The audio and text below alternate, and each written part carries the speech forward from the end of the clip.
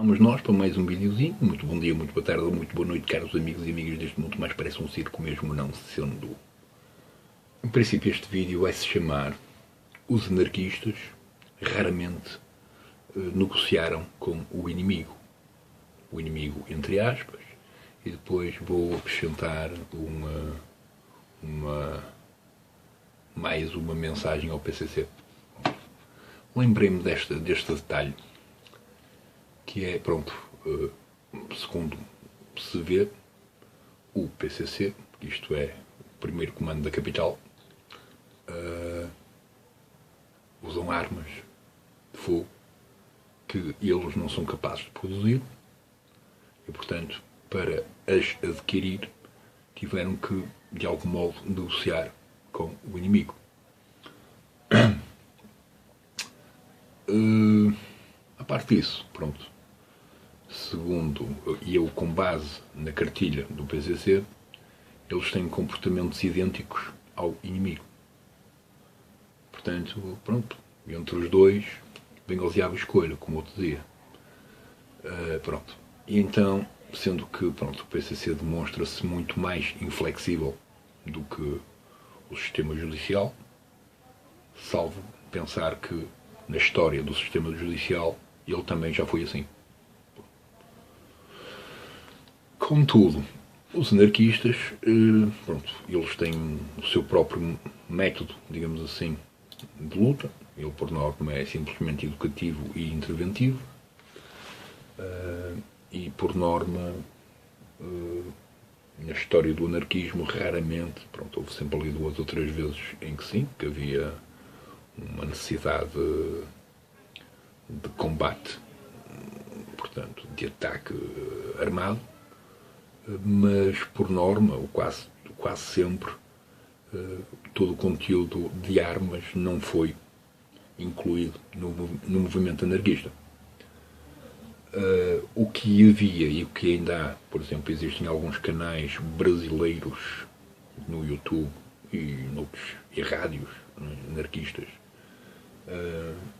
que têm, portanto, reuniões com discussões, com palestras, digamos assim, com dias em que vão discutir uma problemática qualquer, principalmente para ouvirem diferentes perspectivas e ficarem com uma melhor ideia de como é que podem abordar os problemas. Por exemplo, sei lá, no Brasil houve algumas comunidades que foram, digamos assim, exploradas e abandonadas, e dos métodos que alguns grupos anarquistas introduziram ali foi, por exemplo, as moedas, portanto, são moedas que não eram moedas, mas que ao mesmo tempo faziam parte da moeda, que faz parte um bocadinho daquelas moedas do tempo e não sei o que mais, pronto. Então aquele mecanismo que, no fundo, é igual à economia, mas que não era reconhecido pela economia, permitiu que aquele grupo de pessoas fosse capaz de começar a trocar aquilo que cada família produzia para todos serem capazes de sobreviver sem andarem à pancada por causa das batatas ou dos limões ou seja lá o que for. E isto para ir ao encontro de que, pronto, lá está, o anarquismo, isto é, os grupos anarquistas, a única vez, ou das únicas vezes que eles aceitaram negociar com o inimigo, entre aspas, o inimigo do anarquismo é simplesmente o governo, e portanto toda a estrutura hierárquica que está associada ao governo, que também faz parte, que também inclui as polícias e portanto todo o órgão judicial, digamos assim, e documental, e portanto de controle de tudo e mais alguma coisa, incluindo bancos e afins, pronto. E portanto os anarquistas, ou portanto grande parte dos movimentos anarquistas por todo o mundo, quase sempre só aceitaram negociar com o tal inimigo em prol de uma liberdade expressiva. Isto é, vamos supor que existe o grupo ABC, que existe numa cidade qualquer do mundo, e pronto, e tal como qualquer grupo quer dar a conhecer os valores que esse grupo acredita. Via os livros, via revistas, via discussões, via filmes, pronto, etc. E então o que muitos grupos fizeram foi, no fundo, pedir uma oficialização do grupo, portanto, uma sede oficial, com um grupo, com os representantes desse grupo, e depois, perante essa oficialização, ter uma espécie de garantia de segurança. Não é? Por exemplo, pronto, em vários países pode haver grupos fascistas que são superiores ao nível de número dos anarquistas, e em prol desse evento, dessa condição, os anarquistas o que queriam era simplesmente poder continuar a fazer o que faziam, tendo uma espécie de proteção policial. Portanto, eles não queriam as armas da polícia, não queriam as armas do exército, não queriam o investimento dos bancos, nem das empresas privadas, aceitando, quiçá, o investimento do público, pois faz parte daquilo que eles acreditam, e pronto, e criam uma espécie de proteção para caso um dos grupos os atacasse, eles teriam direito a essa proteção policial. Portanto, o grupo que os atacasse iria depois ter problemas com a justiça.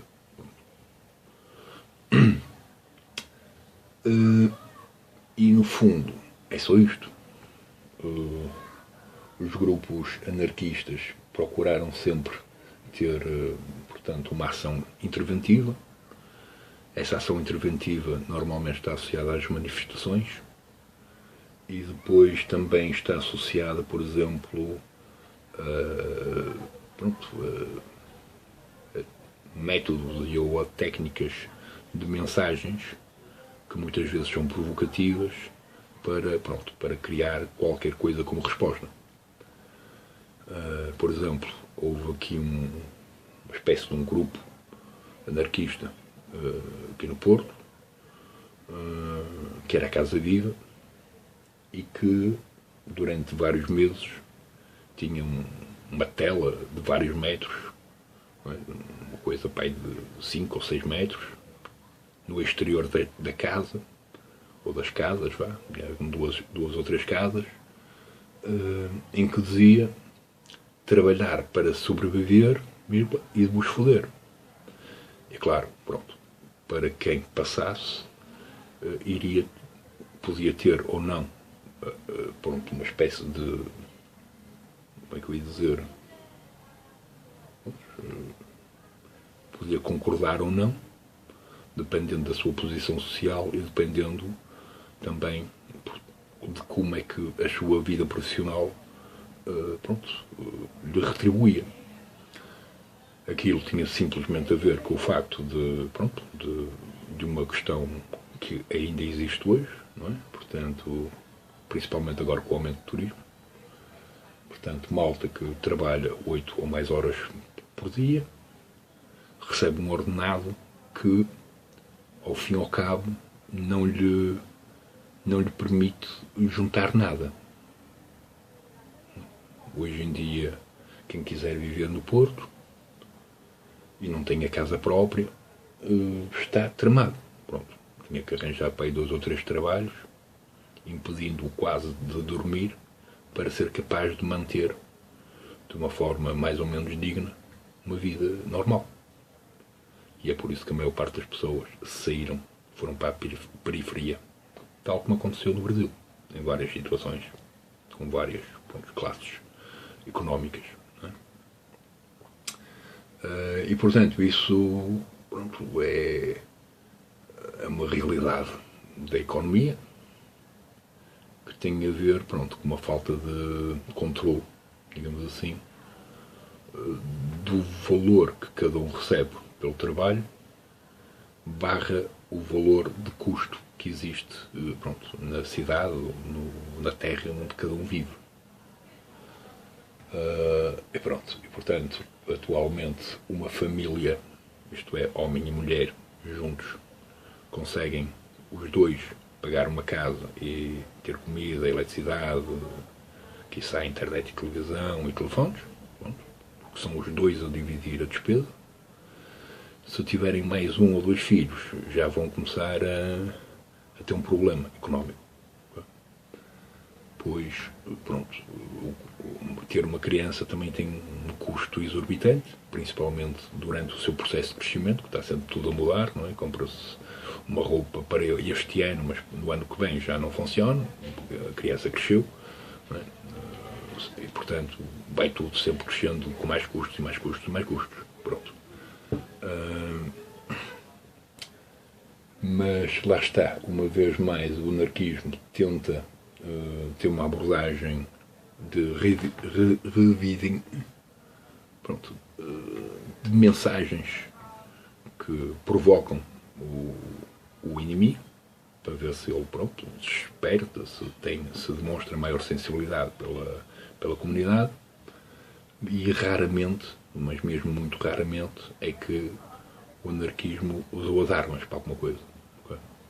Há, sem dúvida, alguns relatos dos anarquistas que, pronto, tomaram posse das armas para tomar uma ação qualquer contra o governo de um qualquer país, principalmente, por exemplo, ali na América Latina, os zapatas, os zapatistas. Pronto, eles também têm origem mais ou menos nos movimentos anarquistas, mas salvo, lá está, 2 ou 3 exemplos, a maior parte deles, dos anarquistas, foram simplesmente pessoas que, pronto, tentaram introduzir conhecimento àqueles que precisavam do mesmo para serem capazes de sobreviver e de melhorar as suas condições de vida.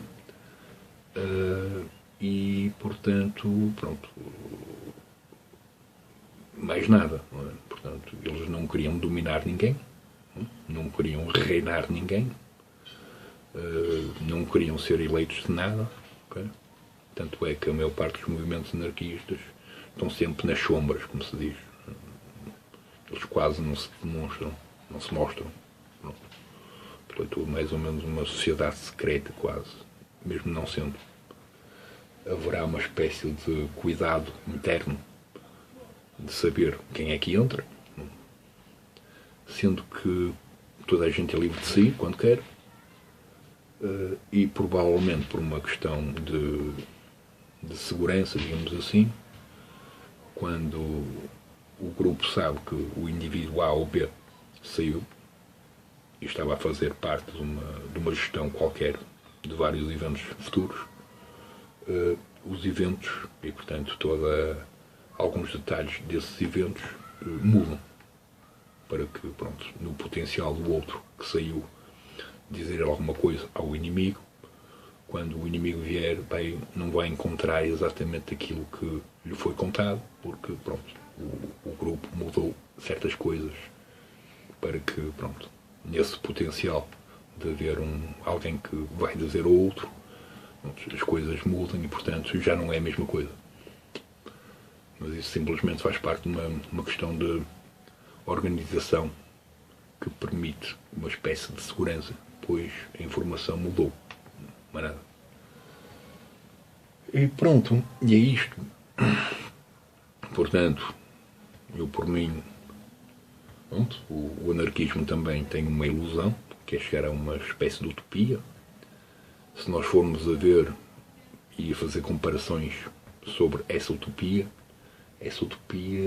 assemelha-se à ideia do paraíso da Bíblia, curiosamente. Não é? Sendo em conta que, lá está, o anarquista não quer mandar, não quer chefiar ninguém, e todas as educações que têm base no anarquismo, elas consideram e querem, portanto, e esforçam-se para que o respeito entre seres entre diferentes seres aconteça, e, portanto, a condição de educação tem que ter esses diferentes seres, não é? Portanto, tem que ter pessoal de todos os géneros e mais alguns, de todas as cores e mais algumas, para que, lá está, a condição de adaptação tenha a ver, aceite essa diferença, pois nasceu na condição de ver essa diferença. Tem a ver, uma vez mais, com a questão da condição. Quando, por exemplo, cheguei a ver alguns exemplos, sei lá, de malta que nasceu em meios, mais extremos, digamos assim, ora porque nasceu no meio do tráfico, ora porque nasceu no meio de situações complicadas, e quando o grupo anarquista via que, aquela pessoa está a ter um comportamento completamente erróneo, na perspectiva deles, enquanto ele não se declarasse nazi, os grupos anarquistas iam tentar introduzir o conhecimento de outros exemplos semelhantes a ele, àquele indivíduo, para que ele compreenda que ele está a fazer algo de mal e oferecendo-lhe também todo o conhecimento que lhe permite que ele faça algo melhor. Só isso. Mas eles não vão obrigar nada a ninguém. Eles vão oferecer o conhecimento. Olha, tens aqui um livrinho, ou 2, ou 3, ou seja o que for, de malta que também passou coisas semelhantes à tua. E, portanto, pode ser que isto te inspire a melhorar. Mas nós não te vamos obrigar a nada. E é só isso. Okay? Portanto, eu, lá está, tenho uma grande apreciação por esses mecanismos relativos à educação, pois eles não querem forçar a escolha do outro. Eles, tal como o professor vai oferecer um leque de escolhas e depois vai, quase como num pensamento de esperançoso, acreditar que aquele indivíduo, seja um ou vários, tenham boas escolhas perante o leque quase interminável de escolhas que eles podem ter. Como eu gosto de dizer, e acredito um pouco nisso, que é em princípio todas as crianças têm uma espécie de característica única que vai ao encontro de uma espécie de aptidão única dessa criança. É preciso estar de olho aberto para perceber o que é e o que é que não é, para depois potenciar o melhor daquela criança via a possibilidade de ela se dedicar àquilo que gosta. Okay? Podemos ver, sei lá, um rapaz ou uma rapariga, tanto faz, okay? Vamos supor que gosta de dançar, ou gosta de balé, ou gosta de, sei lá, de carros, gosta de seja lá o que for. E, portanto, sem haver uma discriminação da escolha, neste caso vamos supor que é o rapaz que gosta de balé,